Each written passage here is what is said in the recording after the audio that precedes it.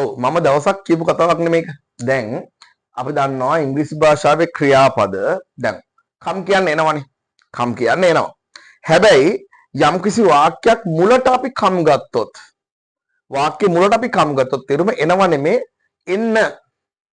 එන්න ඒවා අපි කමාන්ඩ්ස් කියලා කියනවා. එහෙම නැත්නම් සිංහලෙන් කියනවා විධික්‍රියා නැත්නම් විධාන ක්‍රියා. එහෙම කියලා කියනවා. හරිද? ඒ කියන්නේ ක්‍රියාපදයක් වාක්‍ය මුලට ගත්තාපුවම කරන්න කියලා අදහසක් එන්නේ. වාක්‍ය මුල read තිබ්බොත් කියවන්න. වාක්‍යයක් මුල තිබ්බොත් එම write කියලා ලියන්න කරන්න කියලා අදහසක් එනවා. එතකොට අපි දැන් වාක්‍ය මුල කම් තිබ්බොත් එන්න. go වාක්‍ය මුල තිබ්බොත් යන්න. හරිද? go out එළියට යන්න. go out එළියට යන්න. එතකොට come give මේ වගේ ඕනම ක්‍රියාපදයක් වාක්‍ය මුලට ගත්තාපුවාම අපිට කමාන්ඩ් එකක් හැදෙනවා. හරිද? එතකොට දැන් මම කෙනෙක්ට කියනවා මෙහෙට එන්න. come here මෙහෙට එන්න. හරිද? ඕක අපිට උඩට ලස්සනට කියන්න පුළුවන්. ඒ කියන්නේ මෙහෙම. දැන් ඔන්න ඔයාට ඔයාගේ පවුල කෙනෙක්ට නැත්නම් යාළුවෙක්ට ගොඩක් ක්ලෝස් කෙනෙක්ට හිතවත් කෙනෙක්ට අපි සිංහලෙන් කියනවා නේද? එන්නකෝ. දෙන්නකෝ. මට ඔක කියන්නකෝ.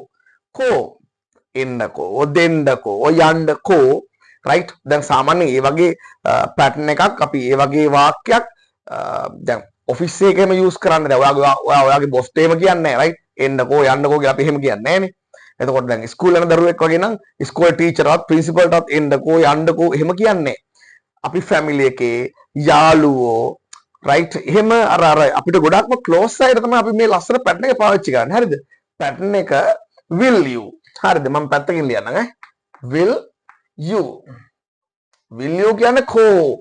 will you කියන්නේ කෝ. හරිද? දැන් වාක්‍ය මුලට මම කම් දානවා එන්න අගට දානවා will you. come will you. එන්නකෝ. come will you. එන්නකෝ. එහෙනම් මම go කියන්නේ යනවනේ. හරිද? go කියන්නේ යනවා වාක්‍ය මුලට go දාපුවම යන්න.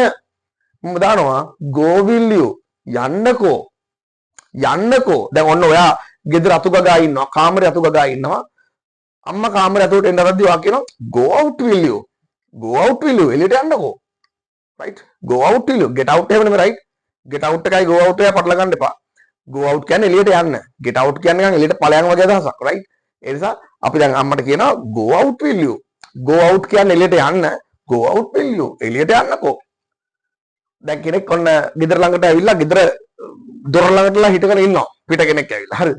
එතකොට අපි කියනවා come and sit will you. come and sit කියන්නේ ඇවිල්ලා ඉඳ ගන්න.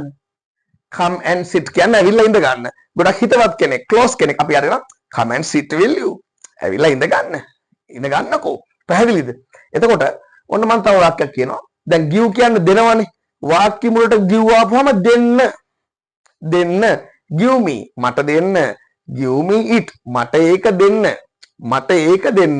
මම අගට දානවා will you කියන පැටර්න් එක. give me it will you. මට ඒක දෙන්නකෝ. මට ඒක දෙන්නකෝ. දැන් අපි මොන හරි කෙනෙක්ගෙන් යාළුවෙක්ගෙන් මොන හරි දෙයක් ඉල්ලනවා. අලුත් ෆෝන් එකක් ගෙනල්ලා. එහෙම නැත්නම් මොකක් හරි දෙයක් ගෙනල්ලා ඕක මට දෙන්නකෝ. give me it will you. right? next one. tell me it will you. tell me it will you. මම will you දාලා කියනවා. tell me කියන්නේ කියන්න.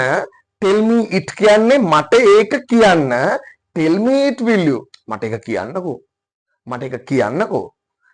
forget it will you. forget කියන්නේ අමතක කරනවනේ. forget කියන්නේ අමතක කරනවා. වාක්‍ය මුලට forget ගත්තාම අමතක කරන්න.